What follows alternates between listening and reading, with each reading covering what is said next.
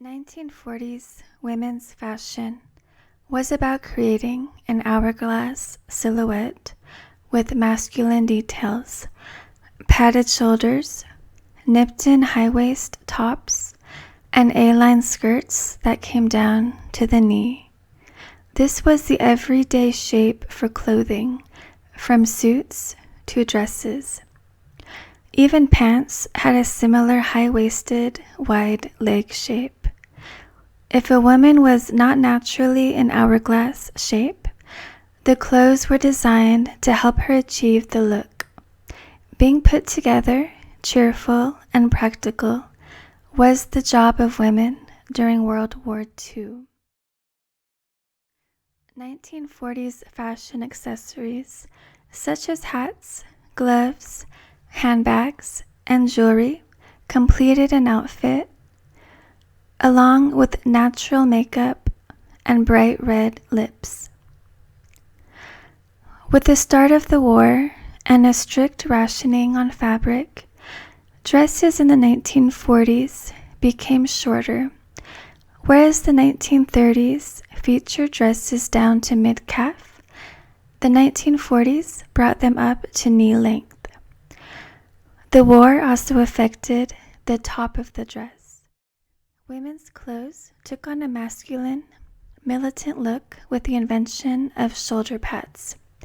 Every dress, blouse, or jacket was fitted with shoulder pads that extended just past the edge of the shoulder.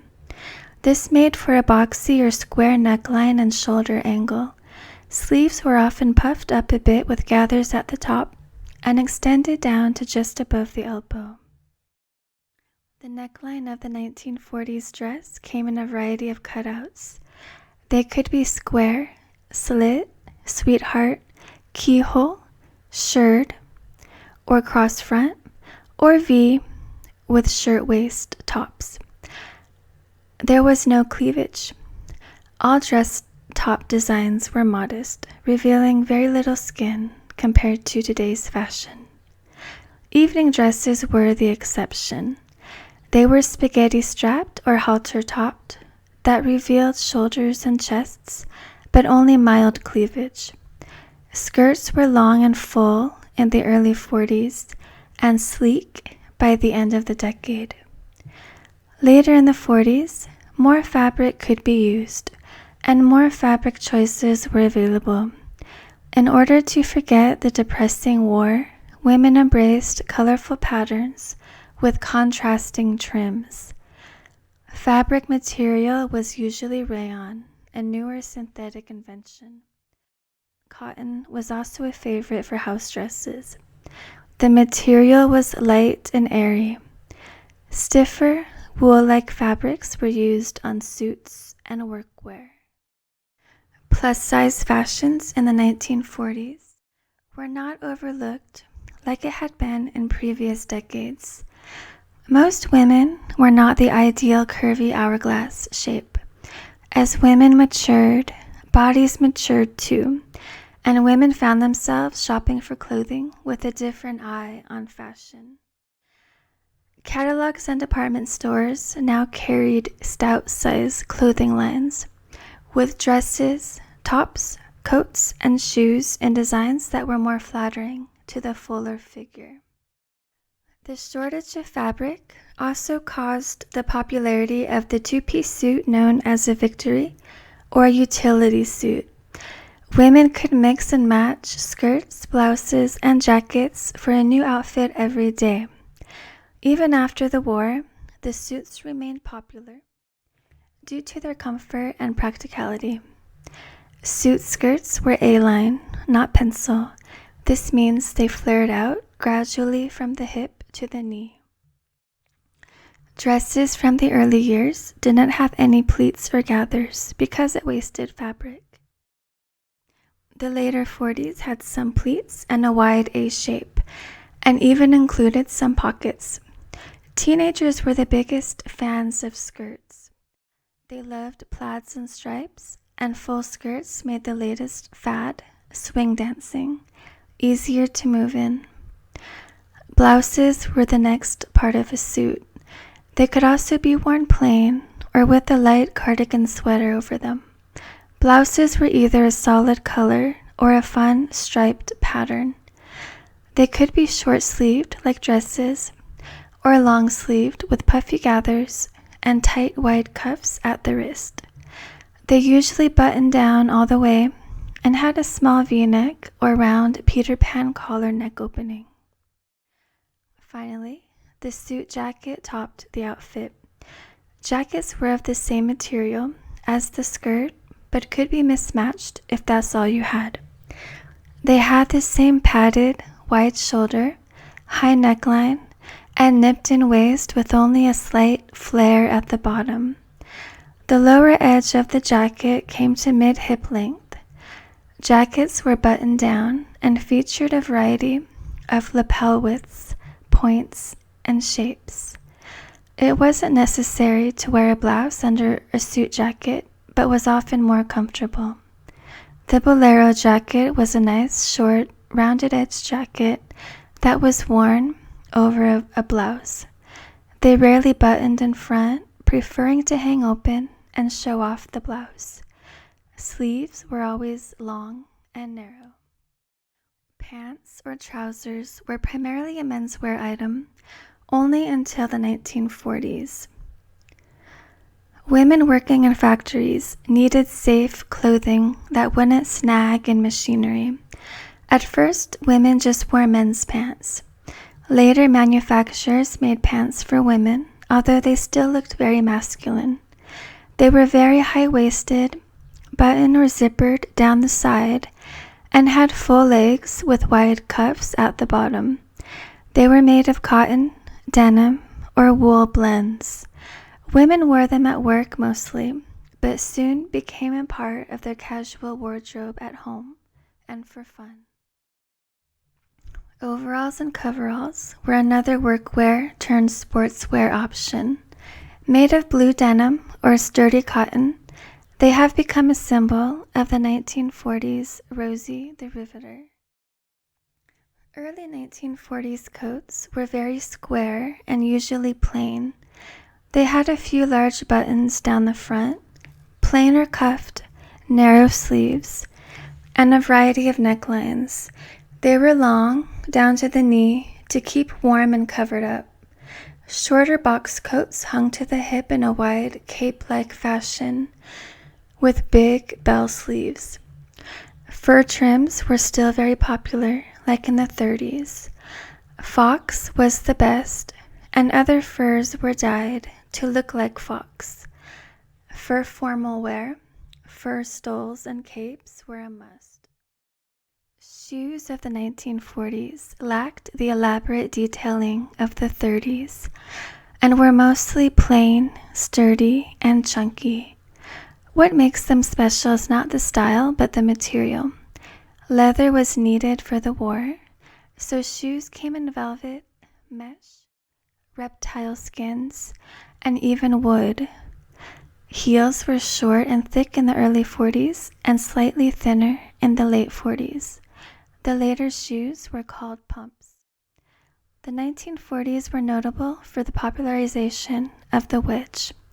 The wedge sole was all one piece, gave moderate height, and was considered safer than tall pumps. They came in solid slip-ons or fun summer sandal types. The peep toe was one common style. It was a small slit in the front of the toe. Peep toes could be seen on pumps, sandals, and wedges. The more casual style of shoes were Oxfords and saddle shoes. These single or two-toned shoes resembled men's shoes with a rounded toe. Slip-on loafers were an alternative to Oxfords. They were casual, comfortable, and popular with teenagers and working women. Swimsuits came in one piece, and for the first time, two pieces. One-piece suits were tighter fitted than in the 30s and had padded bras for support and thin shoulder straps. The neckline was a V, but revealed little cleavage. A halter top style was very popular as well. The suit bottom came to the top of the thigh in either a skirt shape or slightly loose shorts. The two-piece suit was like the one-piece, but with the middle cut out. The pants came up high above the belly button, with only about 4 inches of space between the top and bottom. The bikini, invented in 1946, was similar in style, but tighter and lower on the waist. They were too revealing for most women's taste. Headwear of the 1940s was very diverse. There were only a few new styles that became trademarks of the 1940s. The first was the beret, a one-piece round, flat, French-inspired hat that sat directly on top or angled off to the side. The next hat was the turban, a piece of fabric wrapped around the head and decorated with flowers, feathers, or jewels. Small hats with veils were another trademark style. They were not practical for sun protection, merely decorative. Working women had to keep their hair tied back.